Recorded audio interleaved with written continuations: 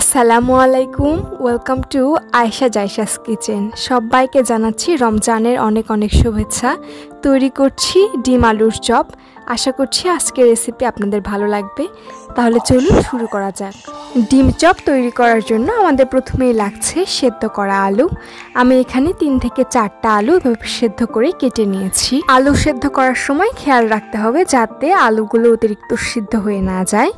এবার এই আলুগুলোকে একটি গ্রেটার দিয়ে আমি গ্রেট করে নিচ্ছি। এতে করে কি হবে, আলুগুলো খুব মিহি হয়ে যায় এবং কোনো লাম্পস থাকে না। আপনারা চাইলে কাজটা কিন্তু ম্যাশার দিয়েও করতে পারতেন। এবার এই গ্রেট করা আলুগুলোর মধ্যে আমি স্পাইস যোগ করছি। প্রথমেই দিয়ে দিচ্ছি 2 টেবিল চামচ পরিমাণের মতো। তারপরে এর সঙ্গে আমি ঝাল যোগ করব। আপনারা আপনাদের টেস্ট অনুযায়ী দিয়ে নেবেন। এখানে আমি 1 টেবিল চামচের একটু বেশি ব্যবহার করেছি। এর সঙ্গে দিয়ে দিচ্ছি আদা রসুনের পেস্ট 1 টেবিল স্পুনের মতো। এবার লবণ দিয়ে দিব। লবণটা আপনাদের স্বাদ মতো দিয়ে নিতে পারেন। আমি এখানে 1 টেবিল স্পুন পরিমাণে লবণ ব্যবহার করেছি। দিয়ে দিচ্ছি 1 টেবিল চামচ পরিমাণে গরম মশলা পাউডার। এতে কিন্তু খুব ভালো একটা ফ্লেভার পাওয়া যায়, চেষ্টা করবেন এটা একটু দিয়ে দিতে। তারপরে হলুদ দিয়ে দিব 1 চিমটি পরিমাণে। আমি যতগুলো চপ তৈরি করছি তার জন্য কিন্তু এই ইনগ্রিডিয়েন্টগুলো একেবারে ঠিক রয়েছে। আপনারা যতটুকু তৈরি করতে চান ইনগ্রিডিয়েন্টটা কম বেশি একটু বাড়িয়ে কমিয়ে নিতে পারেন। তারপরে এই সবগুলো উপাদান একটি স্প্যাচুলার সাহায্যে খুব ভালোভাবে মিশিয়ে নিচ্ছি। খুব ভালোভাবে মিশিয়ে নিতে হবে যাতে কোনো লাম্পস অথবা বড় দানা না থাকে। আমার সবগুলো ইনগ্রিডিয়েন্টস খুব ভালোভাবে মেশানো হয়ে গিয়েছে। এবার আমি এখানে নিয়ে নিচ্ছি 2টা ডিম। আজকে আমি 2টা ডিমেরই চপ বানাবো। তবে খেয়াল রাখতে হবে ডিমটা যেন ভিতর থেকে খুব ভালোভাবে সেদ্ধ হয়। এবার এই আলুর মিশ্রণ থেকে কিছুটা মিশ্রণ হাতে নিয়ে নিচ্ছি। এবার হাতের সাহায্যে এই মিশ্রণটাকে একটু চ্যাপটা করে নিয়ে নিতে হবে। এরকম একটু পাতলা চ্যাপটা করে নেওয়ার পর এর ভিতরে পুরোটা ডিম আমি দিয়ে দিচ্ছি। আমি এই চপটাকে একটু বড় করে তৈরি করব, এজন্য আমি ডিমটা কেটে নিয়ে নিই। আপনারা যদি ছোট করে চপটা তৈরি করতে চান তাহলে কিন্তু ডিমটা ছোট ছোট করে ভাগ করে নিতে পারেন। 4-5 থেকে আলুর মিশ্রণ দিয়ে ডিমটাকে ঢেকে দিয়েছি। এবার লম্বা শেপের একটা চপ আমি বানিয়ে নিচ্ছি। এভাবে করে আমি 2টি চপই বানিয়ে নিয়েছি।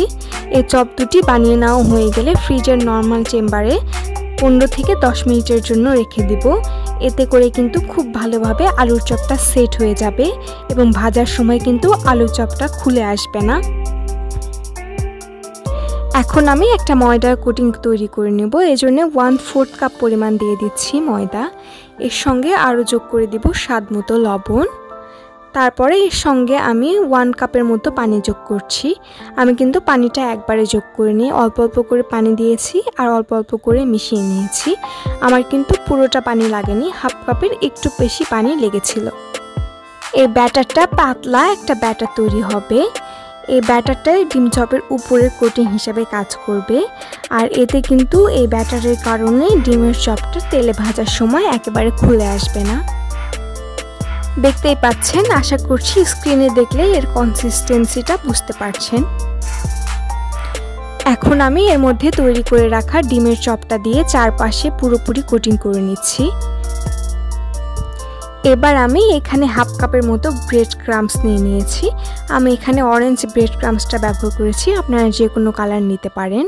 এই ব্রেড ক্রাম্বসের মধ্যে আজকে আমি আরেকটা কোটিং এই চপের দিয়ে দিব। খুব ভালোভাবে ব্রেড ক্রাম্বসের চারিদিকে গড়িয়ে গড়িয়ে এই কোটিংটা করে নিতে হবে। এই কোটিংটা করার পর কিন্তু এই আলু চপগুলো ডিপ ফ্রিজে রেখে 1 থেকে 1.5 মাসের মতো সংরক্ষণ করতে পারেন। এয়ারটাইট বক্স অথবা জিপলক ব্যাগে ভরে সংরক্ষণ করে খাওয়ার আগে জাস্ট ভেজে নিলেই কিন্তু চলবে। খুব ভালোভাবে চারদিকে কোট করে নিয়েছি যাতে কোনো দিকেই ফাঁকা না থাকে। এবার এই ডিম চপগুলোকে আমি ভাজতে চলে যাব। এর জন্য একটু ফ্রাইং প্যানে পরিমাণ মতো তেল দিয়ে দিচ্ছি। এই ডিমের চপটা কিন্তু ডুবো তেলে ভাজতে হবে, এই জন্যই একটু বেশি পরিমাণে তেলটা ব্যবহার করতে হবে। আর ভাজার সময় তেলটা কিন্তু অতিরিক্ত গরম হওয়া যাবে না, মিডিয়াম টু লোতে রেখে এই ডিম চপগুলো ভেজে নিতে হবে। ডিম চপগুলো ভাজার সময় কিন্তু সবগুলো ডিম চপ একসঙ্গে দেওয়া যাবে না। আমি এই জন্য খুব সাবধানে একটা একটা করে ভেজে নিচ্ছি যাতে উপরে কোটিংটা খুবই মসৃণ থাকে। এপাশ ওপাশ উল্টিয়ে পাল্টিয়ে এই ডিমের চপটা কিছুক্ষণ ধরে ভেজে নিতে হবে। এই ডিমের চপটা কিন্তু আমি খুব ব্রাউন কালার করে ভাজছি না, তাহলে কিন্তু ব্রেড ক্রাম্বসটা কালো হয়ে যাবে এবং পুড়ে যাবে। এই জন্য হালকা একটু ব্রাউন কালার হয়ে আমি উঠিয়ে নিচ্ছি। দেখেই তো নিলেন কত সহজে এই ডিম আলুর চপটা তৈরি হয়ে গেল। আশা করছি আপনাদের এই রেসিপিটা ভালো লাগবে। এই রমজানে একবার বাসায় এই রেসিপিটা ট্রাই করে দেখবেন আপনার পরিবারের সবাই এটা খুব পছন্দ করছে। আর আমার এই রেসিপিটা যদি ভালো লাগে আর এতক্ষণ পর্যন্ত আমার সঙ্গে থেকে থাকেন, প্লিজ আমার চ্যানেলটা লাইক, শেয়ার, কমেন্ট এবং সাবস্ক্রাইব করবেন।